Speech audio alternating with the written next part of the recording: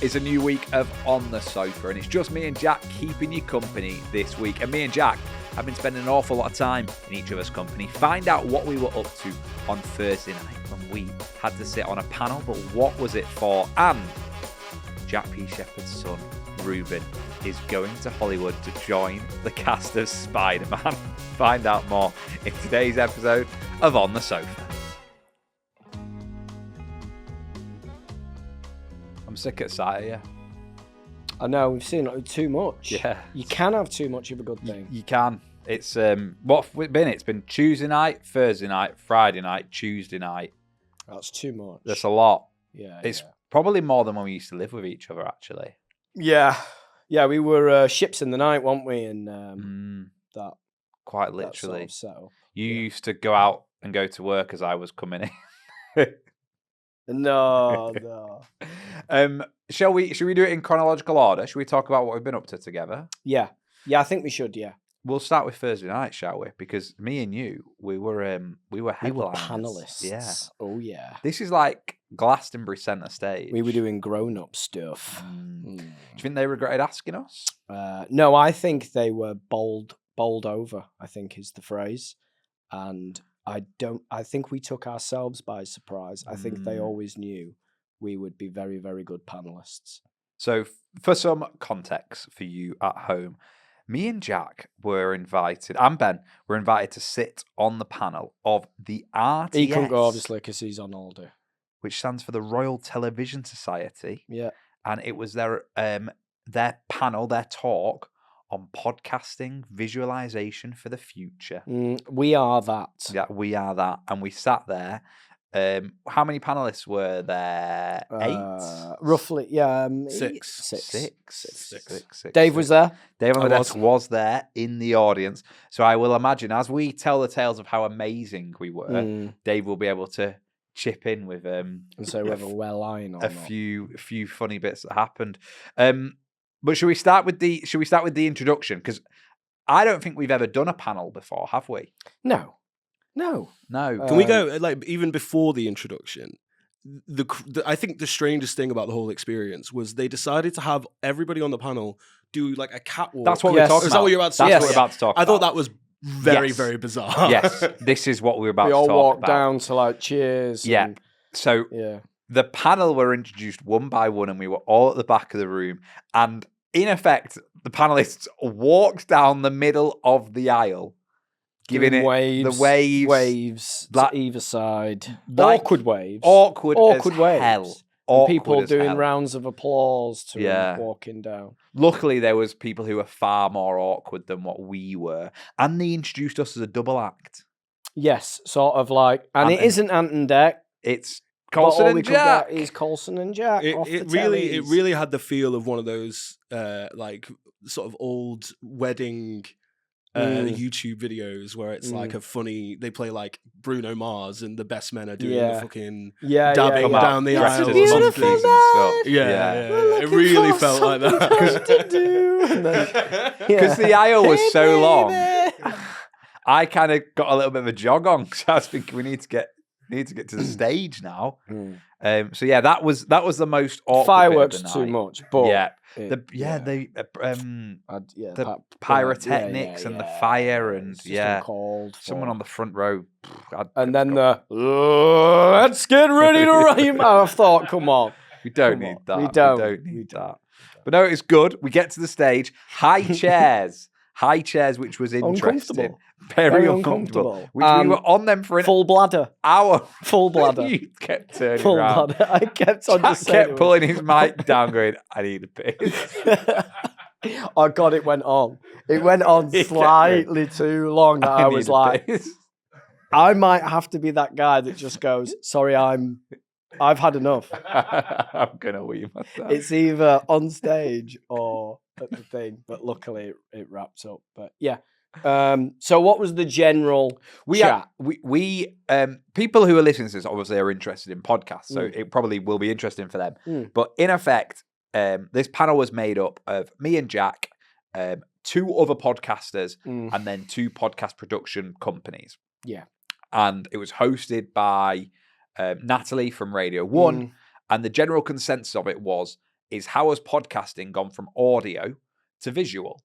And obviously, we started this podcast back in 2019, and the studio that we started on never had a camera in.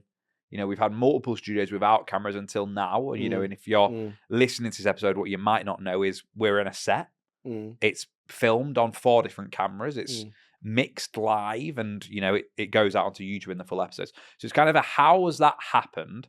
Is it a good thing? Is it a bad thing? Is it What's the future of Where's it podcasting? move? Yeah. And we getting gave our opinions from 2 piece, didn't we? Yeah, and getting opinions from sort of like you said, the production side of it, The experts on how they pick podcasts. Yeah, it was an how interesting they discussion. might there. try and monetize it, how they reach out to brands and that type of thing. And then from the presenter's sort of point of view, how they find it. And listen, I came up with the conclusion, and Dave did as well, that we're all just fucking making it up as we go along. That's what it kind of said to me, that there's no formula for any of it. Like there isn't a formula with social network in a way. It's kind of like, let's just throw this shit up in the air and see what sticks. And that tends to be everybody's sort of well, the other bag, I think. interesting discussion, because one of the people on the panel was Stuart Morgan, who used to exec this podcast, owns a company called Audio Always, who is a company that the podcast started with, and it's the studio that we use and who produce our podcast. And Stuart made an interesting thing about how the cast of a podcast is almost more important than the concept. Yeah. Whereas television companies would pick the concept over the cast. The concept comes first. Yeah. And he was saying, no. As we know from Commission Impossible. As we know from Commission Impossible, yeah. From commissioning, because whenever we do commissioning, it's concept first. And who we put in. And then Carol Vorderman later. Yeah. I tell you what, it's a banger today. Is it? Banger. You wait. You just wait. Celebrity bin juice. But then there's that element, isn't there, of, when you're saying about we just make it up and we hope for the best. Well, is that why the cast's important? Because ultimately, if you weren't mates, if you didn't get along, could you just come into a room and ramble? That's literally what we do.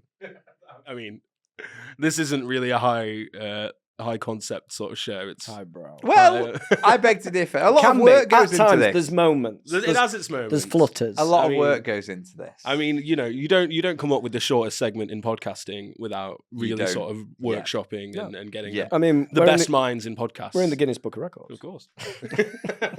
But no, I think we did a good job. Dave on the desk, you were in the audience. Any highlights? I liked how they separated the not serious people from the serious people. Yeah, it was BBC journalists at on one that end. side, and you guys Me far on the other end. It was very light, away from the documentarians and the company heads. I like that. Yeah, it was. And I also really liked how one of the things that Lauren from Nip Tuck did that I thought was really funny was she censored herself from saying a swear word, and then immediately afterwards just said it. And that sort of really gave the vibe of her show and what the panel was going to be like, or at least what that side of the panel was going to be like. Yeah. Because she was, of course, perched with you. Yes. I don't think we did swear. There was a moment I she stopped did. myself. She did. I think she was a bit loose-lipped at the top. Was she? Yeah. We had to explain who we were, which is always fun. We didn't really do it. We didn't. Nah. We just said she did though. The presenter, she kind of introduced us all. Yeah, and so then we just said about the podcast rather than saying we didn't have to say I won Best Bad Boy 2007. I didn't know you were Best Bad Boy 2007. Best Bad Boy. Yeah. I was Nation's Favorite Teenager in 2015. Yeah. Oh, I didn't realize who I was working alongside. It's got to be someone. 2015, 2007, Best Bad Boy. I got a few Best Bad Boys. Yeah. Those days are gone, pal. No rear of the year. I think Ben might have though. Ben's must have had rear of the year. I think Ben has had rear of the year. It's good. Sexiest Male. Didn't do them anymore. No, they're banned. Didn't we do Sexiest Male and Sexiest Female? And then didn't the kind of when it's so sexist, let's just merge and have ultimate sexiest soap star, so that it was gender neutral. And then it was, and then after a while they went sexist. Let's just get rid of it altogether. But I fucking loved it. Sexiest Male, Sexiest Female. I always wanted to be nominated. Never did. Gutted. Never made the cut. Maybe now with the new hair, pal. Might be. Might be a new thing. Anyway, get back on track. Well, going back on track, we're going to move on to the next It day. looks like Ben's never won Best Behind, as far as I can tell. Has he not won Sexy Man Award? Was he ever in like the GQ or He must have something? done. Yeah, he must have been in a FML top 100. With that chin. Looks like he was nominated in 2010. But he did For- Who beat him? Chesney. for, Chesney beat him. Sexiest Male. Oh. Was it? Who beat in him? 2010? 2010. That he must have been in Corrie then. That's Soap Award That is. sexiest male. Sexiest Wow. Go on, So Ben. good. Jamie Lomas must have beat him. Jamie Lomas, come on. He's sexy. It was Scott Maslin. Yes, I Ah, remember Scott. EastEnders. EastEnders. Yeah, EastEnders. yeah. Is he Jake Moon? Jack Branning. Same thing. Same thing. Yeah. Right. Let's move swiftly on.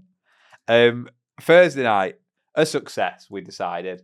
We ourselves We proud. decided. We skipped out together, and Andy Burnham drove past us. He did. Andy He Burnham did. drove past us. Andy Yeah. Burnham drove past He us. did. And do you know what? Do you know what happened? I went dead casually to Jack. I went, Burnham. Like Yeah, that. he went, it's Andy that. Yeah. Andy that. And he went, is it? And I was like, yeah. How do you know? He went, oh, it's the fucking 5 police escorts and then- all the motorbikes, the blacked out car. The Yeah. ministry vehicle just Yeah, driving yeah, past. yeah. Hey, Yeah. Andy. Yeah, it's Andy. Andy. Hey, one of us. We could have passed the One pod. of us. We should have passed the pod to Burnham, shouldn't Oh, we? should have passed the Should have pod. passed the Yeah. pod. Hey, Hey. you going back down south? Yeah, mate. On your way. Listen, have a listen to this. God, it's these Get it on fucking in the northern car. monkeys up here. Get it on in the- One of the things that I can't remember. I think it may have been the host who said it. Who asked, why is it that the Northwest and people from the Northwest We didn't answer. seems to be did. good for podcasting? And Did do you have thoughts on this? Do you think you're better at podcasting because you're from the Northwest? I don't think there's much of a frigging difference. Do you know what I was going to say to be very industry down the line? I was going to say real people, real stories, real storytellers. They're not real people down there. They're not. They're not. They're made up. They're made- Anything below. You tend to think that Leicester anything Forest. northern is lighter and friendlier and that type of thing, and it's more serious and dark and that down south. But I don't think there is. I don't think there's a difference. Do you know that the rumor about me being born in Dorset's kind of coming out now? Oh, really? It's Yeah, got a bit of it's got a bit of traction. people are starting to find out that I'm a He's southerner. He's a southerner. Yeah, don't know what to do with it. Is this like how they used to claim that Obama wasn't born in the States? Oh, It's like right. Yeah, big it's- news. Is it's it like- Hawaii? Is he born in Hawaii? I can't remember. I think he is actually born in Hawaii. Yeah. But they used to say he was born, God knows where. You know what they're Right. like. But yeah, That- this is the same level of. It's the of same thing of seriousness. he's not. He's actually from Dorset, and I don't know what to do. Do I lie on my Wikipedia page and do I say I was born in Pontefract? But you know when you go into Dorchester You Hospital can't now, ignore your roots. it says it on the wall. Colson Smith was born here. Yeah, It don't. it don't. It should. It should. Yeah. Should we take a break? Yeah, quick.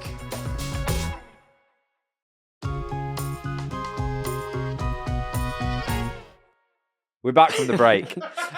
Before the break, we were telling you about how me and Jack are spending too much time together. We're almost intertwined as one. You heard about our Thursday night. Now we're going to tell you about our Friday night because we doubled up. Friday night was actually a real treat because we went to the theatre, didn't we, Jack? First time you went to the theatre. Ever. Pretty much. You were like, I've never been in. I'd never been to the Royal Exchange before, and I actually hadn't been to the Royal Exchange. No, But we didn't go for, me and you have been to the theatre many times. We've watched many plays together. But this was probably the most cool experience we've had, wasn't it? Yeah. So the Royal Exchange obviously really do plays and stuff like that, don't they? But because musicals are more of like a big theatre, Yeah. isn't it? Like, the Palace, the Opera, the Lowry, or something like that. But this particular play is a musical. It's also and- got quite a big cast, hasn't it? Yes, Ruben, my little boy, he is in it. It's his first professional show. I've spoke about it on here. I've been quite, on the Insta, sharing reels Bits and of it, stuff yeah, like yeah, that. yeah. So Bits of little what he's getting on snippets with. and stuff to drum up a bit of support, as you do as a proud dad from the wings. Pushy parent. Pushy parent. I think that is exactly what I was just thinking. That's what I've tried not to be, the pushy parent. I've tried to just sort of hang back, lurking in the shadows, and just let him try and More of a spooky parent than a Yes. pushy parent. yes. And Friday was his last performance of the run that he's done like a 4-week run. I think rehearsed for like 4 weeks. So he's been doing it like a good old 8 weeks. It's been his full summer holidays. Yeah, pretty much. And the show seems to have gone down well. People have liked it. It's had really good reviews. He's loved it, and he's loved his experience there, because obviously it's something from being 12 years old. You will remember that experience for the rest of your life now. That's nailed on. Yeah, it was great that it was success and liked it. What do you think of the play? So the play is called The Funhouse. Yes. It's the play is called Fun Home. Funhouse is Pat Sharp, the children's television program on ITV. I think it was. That's Funhouse. Funhouse. It's a whole lot of fun. Prizes to be won. This isn't that. This isn't. This is very different. Pat Sharp. The play is called The Fun Home. Correct. It's just come from Broadway, and the first place it's been in this country is Manchester. I think it has done London maybe about 10 years ago or something like that. Oh, has it? Yeah. Okay. So it's not its first rodeo, but obviously it's a new cast, blah, blah, blah. Yep. And it has been to Broadway, yeah. I think it'll go somewhere else. I would think it'd go back to London. Yeah, maybe. Yeah. Or tour. Yeah. Because, it's had amazing reviews and response from, a Manchester audience and the press here. But yeah, watched it on Friday night. Was unbelievably impressed with the play, the story, the performances. I mean, I'm not giving anything away, but the story is the premise. It tells you in the opening thing that it's called Fun Home, and Fun Home is a funeral home. Yeah, and it's run by mum and dad, and there's 3 kids there. It's their family home, and it's also a funeral home. It's the story of the relationship between a father and a daughter, and the daughter in later life is looking back at her life and, her and her father's relationship, isn't she? And it's biographical, autobiographical? It's a graphic novel originally. Right. That is illustrated by the girl who it's about. Yeah. So Alison Bechdel, I think she's called. She drew the graphic novel. Someone saw it and then turned it into a musical and a play. And basically is the stories that she grows up.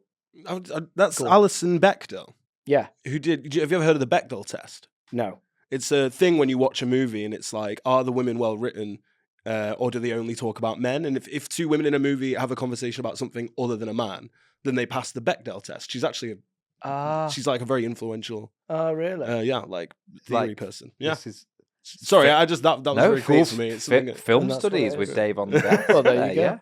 Yeah, that's who she is. So basically, she grew up in this house, this funeral home, and she discovered that, worked out that she was a lesbian. So she grew up to be a lesbian cartoonist, and her dad was a closet homosexual, and he killed himself. So it's a bit of a dark sort of tale. So he couldn't come to terms with his sexuality, and they clashed and blah, blah, blah. And she grew up and whatnot, and then later came out, and, so it's all sort of this estranged relationship she had with her father. That made more sense as she got older, but also got equally more uncomfortable and strange. And it's life, and it's all to music and blah, blah, blah. And Ruben plays Alison Bechdell's brother. Mm-hmm. He plays one of the kids. Should we talk about the absolute banger that Ruben is in?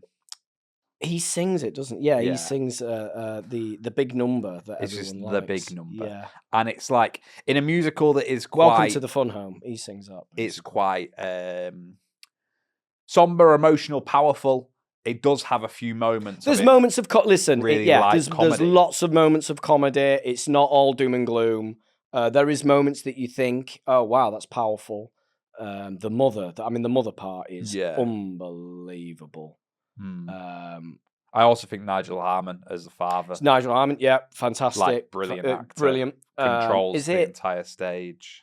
I mean, the mum is just for me. It's when she does that song, she's amazing. Alex Young is the actress. All the performances. Everybody, really strong, really strong. I mean, it was standing ovations, and I imagine they get it every single night. Yeah.